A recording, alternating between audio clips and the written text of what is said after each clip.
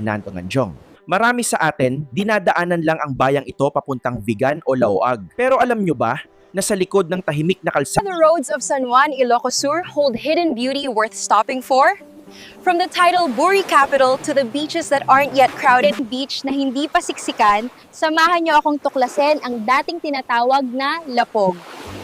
Tara, biyahe tayo! Kung galing kayo sa surfing capital na San Juan, layong asahan ang humigit kumulang na 152 kilometers na biyahe o 3 oras na 3-hour drive, 21 kilometers remaining before Vigan City.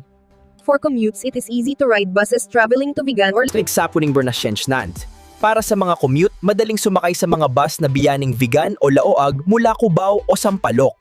Bawat hibla, may kwento ng tiyaga. Pero kung akala nyo sa lupa lang sila masipag, wait until you see the coast. The tradition of panagdaklis is alive here.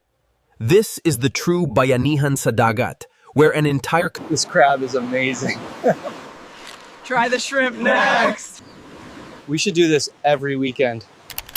Dahil 30 minutes lang ang layo natin sa Vigan, perfect itong side trip bago kayo mag-ikot sa mga iconic landmarks. Isang sulyap sa nakaraan. kung nagustuhan ninyo ang sulyap na to sa Ilocos Sur, huwag kalimutang mag-subscribe at pindukin ang kampanilya para sa iyo pang Philippine Adventures natin.